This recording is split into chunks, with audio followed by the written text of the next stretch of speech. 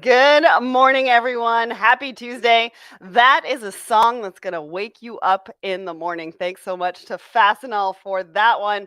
And I'm really excited to be here with you. My name is Sarah Barnes-Humphrey, founder and host of Let's Talk Supply Chain, as well as the Blended podcast, and now our nonprofit called the Blended Pledge as well. Super excited to be here with you this morning, and we couldn't do it without our sponsors. So Emerge is proud to partner with Thoughts and Coffee to elevate our combined focus on empowering and growing meaningful relationships in the freight industry.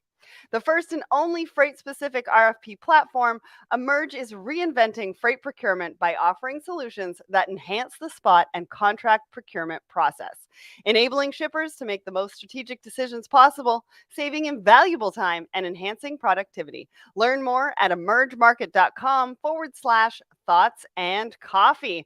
Well, we've got a lot to get to today, and my favorite person in supply chain is back here with me today as our guest, Audrey Ross, and she is going to be up here on stage in just a minute. But before we do that, let's talk about a few things. So we've got our brand new episode with Byung-Soo of Motion to AI. And this was a really great episode. If you guys didn't check it out, go and check it out wherever you subscribe to the Let's Talk Supply Chain podcast, Apple Podcasts, Spotify, Google, Amazon. We've also got it over at letstalksupplychain.com. And it's episode 253. And we talk about optimizing and automating warehouse operations with AI. And they've got a really, really, really cool model and a really good pricing model as well if you're looking to incorporate AI into your warehouse operations. So go and check that out because we cover everything that they're doing and reasons why you would want to work with them. So go and check that out. Now, we've also got a new episode of Blended. So the Blended podcast, you can find that on Apple and Spotify as well on its own, or you can find these episodes on the Let's Talk Supply Chain podcast as well. It's episode 18, Hiding in Plain Sight, the Reality of Workplace Discrimination. And we had a really great conversation. Miles from Cargo Logic, DC, who you might recognize from her show Action Items on Let's Talk Supply Chain, and she's from New Gen Architects. So go and check that out. Episode 18 of Blended, and we had a really, really great discussion about workplace discrimination. And remember, you can use these episodes as a great resource for diversity and inclusion within your organizations to start conversations, because we really speak authentically about everything about those diversity and inclusion topics. Next, we've got some upcoming events. So I'm going to be moderating a panel discussion with Four Kites. Are your last mile problems really last mile problems? And that's happening April 6th at 1 p.m. Eastern. Of course, we've got Action Items with DC Sfragola, happens every second Friday at 10 a.m. Eastern. We've got No Bullshipping with Hope White. She is live every fourth Friday at 10 a.m. Eastern on the Let's Talk Supply Chain channels. We've got Log Tech Live, which is the first Friday of every month at 10 a.m. Eastern. And we've got Mercado as well. First things first, every second Tuesday, 12 p.m. Eastern. He goes live and talks all about supply chain technology, first mile, and some really, really great discussions there. And then we've got Coming in Hot. I think that is happening this week, this Thursday at 12:30 p.m. Eastern with Abby Baird. And so that's really it for the events that we've got coming up. Plus, I want to talk to you guys because we are going to be syndicating Thoughts and Coffee, and we're going to be sending it out to so many more channels. I'm super excited. I can't wait to do this announcement. And so if you want to participate, make sure that you're participating in the comments because we're going to give you some shout outs and we're going to be syndicating it to even more people than we already do. Last thing I want to just bring to your attention is that I am facilitating conversations in the Hive by UPS. If you haven't gone to check this out, this is their digital forum at the Dubai Expo. And you can really go in and learn more about UPS, but you can hear some of the conversations that I'm having about sustainability, digitalization, e-commerce, so many really great conversations. So I highly recommend that you go and check that out.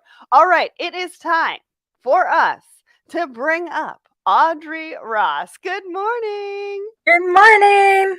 Was that a good introduction or what? I mean, I've been working on it, so. Yeah, that's like it's very skilled. I felt like a very like notable guest. So Well, before we get into anything, you do have to do an introduction for those, that's and right. there's not many of them, but for those who might not know who you are. You might not know who I am. Audrey Ross here in Toronto. It's a little my lighting's poor, but it's a relatively nice day here in the city. I am in-house logistics and custom specialist at Orchard Custom Beauty, which is an award-winning business-to-business private labeling company specializing in beauty tools, bath accessories, and cosmetics. So that's me. Love that. Love that. And thank you so much for joining us. Just want to point out we've got Walter, Imran, and Heather over on my personal LinkedIn. Thank you so much for everybody who's joining us. We've got Balan, John Baglino. We've also got Isabella and Rhonda and Davin here with us this morning as well. So many people. So great to be here as well. All right. So the first thing that we're going to be talking about is what are we going to talk? Oh, I wanted to talk about this daylight savings thing. Daylight So savings, I don't exactly. know if you That's guys why have I'm in the dark. That's really what the problem is. I don't know if We you need to guys stop have seen daylight savings. this like big debate about daylight savings, but I saw this article in the Hustle, and you guys know that I like the Hustle, about what it actually means. So it talks about the history of daylight savings time, why it came into play, what it actually means, and what it means for us if they actually end up putting this through and changing it. So I don't know how you feel about daylight savings time, but this article really put it into perspective for me. And a lot of the conversations I'm having is like people are like, "Do we really need it?" Because I don't think we really need it. And one of the conversations I had with my husband the other day was if the US takes it out and we keep it in, we're Yeah, gonna be that's not like an a option. 1 hour difference to Buffalo. I don't think that's an option for the US Canada relationship. I know they do that in the UK and Europe because they're like UK is an hour behind what sort of Central Europe is, but yeah, I don't think that's an option over here. But I think like most of us we find it disruptive and like does the sort of foundation of it justify the disruption? I know, exactly. Well, anyways, I just wanted to bring it to everybody's attention. So the link is in the comments to that article in case you want to go and check it out and be part of the debate. I just thought it was pretty interesting. And now we have our poll of the week. And I don't know if you guys participated in this, but this has been going viral. I mean, we had 633 votes for this particular one. And the question is, are there more doors or wheels in the world? Now, when I first heard this, I was like, really? Are we really talking about this right now? And I'm sure some of you are like, really? Are we doing a poll about this week? But with 633 votes, there are a lot of people that really like this discussion. So 58% of you said wheels and 42% of you said doors. Where do you stand on this debate? Yeah, it's a puzzle, and I don't know what day I saw it, but it was just a little too much for my mind at that point. Well, I was watching The Social the other day, and they were talking about this too, and then they were like, "Well, somebody said doors," and then the other person was like, "Well, there's little tiny wheels on drawers, like dresser drawers." Oh, And so that, that yeah, just takes it into a whole nother realm. I don't know. Larry is saying wheels, I so would he's think. on team wheels. I was originally on team doors, but now that I'm seeing that 58% of you are saying wheels, I mean, I'm kind of leaning towards wheels now. And then that whole drawer thing just totally blew my mind. But anyways, Curtis says my son has probably 400 wheels in his room alone Yeah. between all of his artsy cars and Matchbox cars. Okay. In And one then door. and So then Cheryl says, "Is a doorknob a wheel? If so, doors will also have wheels." And then she puts the emoji of like mind blown. that's about how I felt. The whole thing just seemed like one of those wordy math problems that just sunk me as a child. And I was like, I'm an adult and I can just scroll past this. Well, we had to get in on it. I mean, we But couldn't let yeah, this go by without a debate lots of between debate. our supply chainers and what they were actually thinking about whether there's more wheels than doors. I mean, obviously being in supply chain, we want to be team wheels because, pretty much everything that we do has wheels associated to it, right? Yeah, So I don't know. I don't know. I want to hear from everybody. Look, everybody's loving the conversation. I mean, yeah, look, Azaraddin is actually yeah. doing the laughing emoji. So thanks for sticking with us on this one. But 633 votes. I mean, this is a pretty worldwide and global debate between the supply chainers. So we had to bring it up. Our next one that we're bringing up is the post that I post on Sunday. So I don't know if you I love guys know this, but I post a leadership post every Sunday talking about different things to really spark debate, spark conversation. I don't know. I think that's a theme between me and Let's Talk Supply Chain. We really like to spark conversation and debate. Who knew?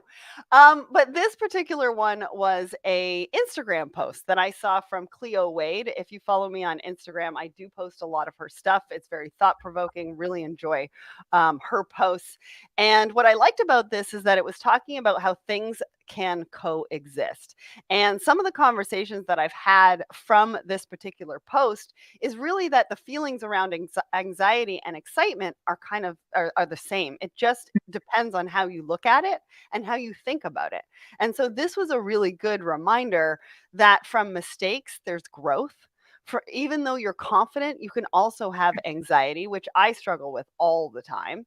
Accountability, self-forgiveness, learning and unlearning. One of the biggest things that we're talking about in supply chain right now, and we're going to be talking about this at Laura Ceceri's event coming up in September, is really the unlearning right now of what we've learned so far and what we've been doing in supply chain, and then Yes, relearning and re-looking at our supply chains, re-looking at our businesses, and what does that look like for us into the future, because so much has changed over the last couple of years. So yeah. Audrey, I'm going to stop talking here and let you sort of jump in and dive in. Okay, well, I'm quietly howling in the background from Fine. Daven's comment. Watermelon? If Larry Lung is Team Wheels, we're all Team Wheels. So One supply chain for all the supply chainers. a very supportive community. So, but no, this poster thing, no, it's like it's a beautiful graphic. Like it makes it very very clear, which I like.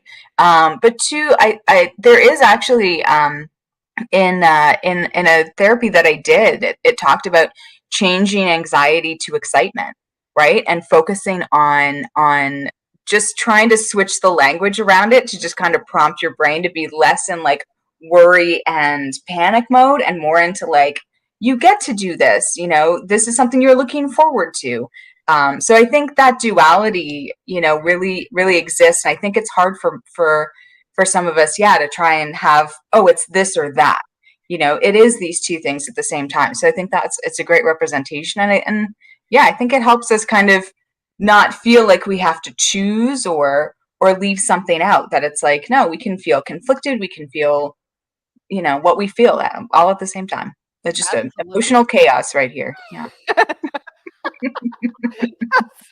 I have been experiencing that over the last couple of weeks Right. with my surgery. Not gonna lie, let's just put it out there.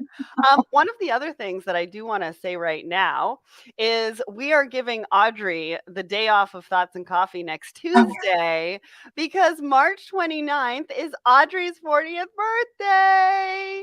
So excited. Super, super excited. So we're going to be taking some pictures, putting it on Instagram because I'm going to be taking her shoe shopping. We're going to be going out for dinner. There's some special surprises in there that I have in store. So I just, with the community behind us today on Thoughts and Coffee, just wanted to wish you a wonderful 40th birthday on Tuesday, and I cannot wait to celebrate with you. I think I'm celebrating like 4 times next week with you. I think so. Yeah. Which It went from a very like COVID nothing yeah. to like now like people are flying in. It's gotten a little. People are It's flying in, like, that's how you know you've made it, and that's how you know how important you are. Aries out of hand, but Hashtag. Rhonda says happy early birthday. All right, let's get yeah, to our supply chain article for good. I'm so today, excited. Yeah. because we do have to end like 30 seconds early today because Audrey has somewhere to be. I just want to say hi to Hugh Curtis over on my personal LinkedIn as well. All right. So the first article that we're talking about is celebrating your wins. Now, you might think, well, what does this have to do with supply chain? Well, right now, supply chainers are going through so much. Every day is a new day. And can I just wait before I go into this? Larry says I didn't get an invite. Larry, Thursday. All right. There's totally an invite for you. Anyways, um why I wanted to bring this up is because every day is full of disruptions. I mean, recently we just heard that CP here in Canada is now on strike. And so one of the freight forwarders that I was talking to yesterday has to change everything and all the routing of the cargo for her clients so that it's not going CP and it just doesn't get lost in the chaos. And they're moving it to CN. And then how is CN going to deal with that? And so every day we're waking up with disruptions, and there's a lot going on in supply chain. There's a lot going on for supply chainers. And so this is just a gentle reminder that every time we have a win, and most of them are going to be possibly small right now, is that we need to celebrate those wins. And couple of things that really highlighted in this particular article for me is that celebration strengthens relationships. Well, we just came off TPM, and their mantra for the conference was that relationships matter. And so if relationships matter, and that's what's really important in supply chain right now, then we need to start celebrating each other. We need to remind each other that we do need to celebrate the wins. It cements lessons learned on the path to success. It increases pleasure and joy. It's meaningful, and it's recognition either on your own or by others. And so I talk about this not only for supply chainers to get behind this and a gentle reminder to celebrate those wins, but also for the leaders to encourage and empower those on your supply chain teams to celebrate those wins. So, Audrey, you're in the trenches, man. Like, what did you think of this? Was this a really good reminder? Tell us. Yeah, no, I think so. And I think because it ties into the acknowledgement too. Like acknowledgement, we tend to think of like, okay, thank you, appreciation. But I think for certain projects, especially the really tough ones that you've really gotten into, we did a really nice, we did a really fun project for a really great customer.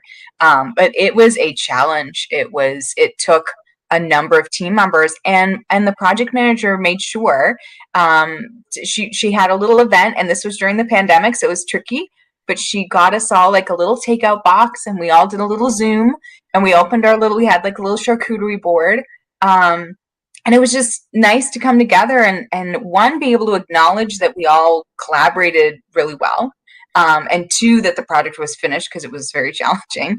But it was just that little extra touch of it was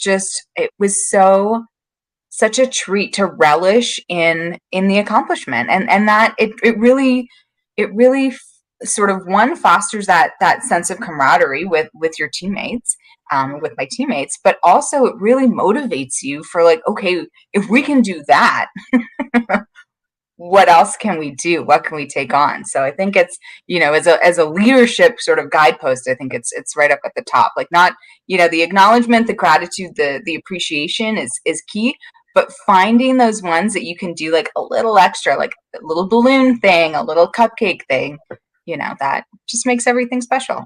It's the little things. And then Larry comes out with his research skills. CP Rail reaches tentative deal 4 hours ago. Okay. Thank you, Larry, for saying how You're supposed to convenient we watch take the turns, because show, I didn't know. not be on Twitter. Watch the show. Don't be on Twitter right now. Thank you, Larry. We love your Thanks, research Larry. skills. And very good news. All right. The second one, and this is a pretty big deal. So we've talked about Hyperloop on the show before, and we talked about Hyperloop. Yeah, Hyperloop's my jam. I love it. You're so excited about this one. Okay, so I won't say too much about this, but we talked about before how Hyperloop was focusing on passengers. Well, now, I mean, forget the whole layoff thing. What we're focusing on is that they want to focus on cargo now instead of passengers. And so this is a really big deal. But when I looked at it, they were talking about replacing that Hyperloop is going to replace trains into, and Hyperloop is Mhm. really vacuum sealed tubes. Like, I Yeah, don't really know too much about Hyperloop. I do know that it's going to move cargo a lot faster and it's going yeah, to reduce the energy that we need. But a lot of the predictions said that we were going to have Hyperloop in play by 2020, and nothing's in play yeah. just yet. So tell us about Hyperloop. Why are you so Oh my excited about this? Is this actually going to happen? And is this focus on cargo really good for the industry? What do you think? I mean, one, I'm a little concerned about like the little tagline where it's like moving freight has less of a regulatory burden. You're like, okay, just be compliant, people. I was like, I well, saw that. I was like, really? Okay. like my compliance brain is like, oh, don't do that. No, Hyperloop's fantastic. I would say it's not going to replace rail. It would be supplemental to rail, and it'd be a great investment if somebody did it. And I think short track corridors are the best. I still think that, like that LA to North California kind of corridor is really sort of your peak opportunity, or something between, something between sort of Pennsylvania, New York, New Jersey, wherever sort of your hub to hub that it's, Philadelphia to New York, on top of, because you can use existing rail lines, you just build it on top. So Oh, it's, you it's do? the, I didn't yeah, even you know could. Why not? You just, that. because it's on its own, it's got to be on its own track, but you can elevate it. Rhonda captured the look on my face in an emoji. in emoji win. No, so it's a little sad that it, like, I didn't think of it so much for passengers because there were a ton of it's like, why would you put your body essentially through like half going to space for like Okay. a very minor, where America could just sort of upgrade to speed trains the way a lot of other countries have, instead. But for cargo, I think it'd be a real jam. But like I say, I think it has sort of a specific application, but a pretty hefty price tag. Mhm. Well, they're talking about Saudi Arabia being the first one to potentially adopt, so I guess we can watch and see how that's happening. Yeah, We actually have a yeah, LinkedIn user. I can't see your name, but it says, "I'm tuned in from the UK and work in rail in supply UK, chain here." So UK would be. Yeah, would love to hear from you what your thoughts are on the Hyperloop, and obviously the article that we're featuring is about Virgin, which is a obviously run by a British citizen, Richard Branson. But one of the things that they mentioned in the article is that they're going to focus on pallets. So, how does this actually work? Because I was thinking, because rail takes the container and moves the container, yeah, right? So Hyperloop, we're going to have to de-stuff the container to get it through the Hyperloop because that just seems like way too much work. yeah. I think it's And yeah, handling. yeah. It's a little bit of extra handling. So you can't do a container through Hyperloop, Size of a container. No, I think that would maybe a, and that a probably could be engineering flaw. dangerous at that velocity maybe. I don't know. Okay, I think we're gonna have to look into this a little bit more. But yes, they're talking about moving pallets through the Hyperloop, not Which the makes container. sense, but yeah, I don't know. I don't know either. They do dumb stuff Anyway, like that. It's never going to happen, is it? I think we just went down on my personal LinkedIn. I literally just got a message up here that said we're having trouble broadcasting, and it was literally broadcasting okay. So if you're over on my personal LinkedIn, hopefully you're hopping back over to the Let's Talk Supply Chain. All right. So our last article is a feel good story. Does anybody in the audience watch Shark Tank? I know I did for like the first 4 or 5 seasons, maybe a little bit more. And it's one of those programs that you can just sort of watch and get inspired by entrepreneurs. And I'm inspired by those that negotiate and get the investment, but then I'm also inspired by those that walk out of the door and still and don't get an investment or get Hmm. some bad feedback and still push forward on their product and their invention. As you guys know, I just got a patent last year for a product that I have invented that I don't have on the market just yet, but I am working on it. This one has taken me a long time. Yeah, And it's so coming. it's coming. And so that's why Shark Tank for me, as an entrepreneur, as an inventor, is a really interesting program to watch. But these two went on Shark Tank 10 years ago. And let me tell you, the guys and gals on Shark Tank told them to quit. They dismissed them in Oh, it's every way, shape, or form, saying that no, this is never going to make it. It's a horrible idea.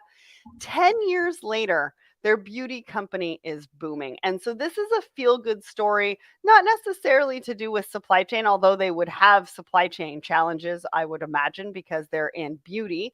And Audrey is in beauty and knows all of the supply chain challenges and disruptions that are happening right now. But I think this story really is a good one to say never give up and believe in your dream, because they were dismissed. They walked out of there, with such bad feedback, and then turned it around, and now business is booming. So what do you think about this story? okay. I mean, I'm here for this mood this morning, with this kind of like the billboard that it's like the best kind of revenge is success. So here for that. I think though they were pitching bold colors that fit the demographic they were working in. And two, part of their strategy was actually a very last mile oriented strategy. And 10 years ago, I don't think that was really top of mind for anybody. So it sort of does tie into supply chain because they were trying to get right to people's door with these sort of mobile beauty bars, right? And taking the product and not just like it's serving a market that maybe can't get to stores. And how often do we think about the market that can't get to stores? And you sort of think back to, when in sort of the traditional sort of time, maybe the 1960s, 50s, 40s, when, there was someone always at home. And so you had your milk delivery, you had your bread delivery, you had your knife sharpener guy, you had your, I don't know, scrap metal pickup, chimney sweep. I don't know. But it's like it kind of reframes the question of, is everyone actually out in the world and going out to shop? Or is there a market for this? So one, it was a fascinating concept. But two, I just love that like they kind of pushed through because they knew their market, they knew their demographic, they knew people wanted this, and they're sort of representing an underserved and maybe not as innovatively thought of market group. So it's fabulous. I love it. Well, one question that I had was, through COVID, obviously wearing masks, nobody Yeah, was really buying lipstick. And you know that because you and I yeah. have had that discussion before. But So, they were buying lip exfoliators okay. and lip moisturizers. Okay. All right. Because that was kind of my question. I was like, if we're wearing masks, we're not really wearing lipstick. So how is their business booming? Yeah, Really, really, excited for them. yeah. And that was a really good marketing ploy. I don't know if you guys saw this, It's but such they a like, took real estate on a billboard and said, Shark Tank told me to quit, 10 years and 2 million units sold on that billboard as a part of their marketing strategy. And so I'm sure that they are killing it even more since this story has come out. But just something that we wanted to bring to your attention, because there's a little bit of supply chain in there, there's a little bit of inspiration, and really just want to bring more inspiration to some of these conversations with so many things that are going on as well. So I hope you enjoyed the show today. We are going to wrap up just a little bit early, yeah. so that Audrey can get to her next call. But next week, Laura Ciceri is going to be here with me as the guest. We're going to be talking about her newest project called Zebra. And then we're also going to be talking about her event that's coming up in September. And myself, Jonathan Kempe, there's also an Alex that's going to be I'm gonna have to hosting go. that digital event in September as well, which we are very, very, very excited about. So thank you so much, everybody, for joining us today. Audrey, thanks so much for joining us. And we will see you again next Tuesday at 10 a.m. Eastern. Have a great week, everyone.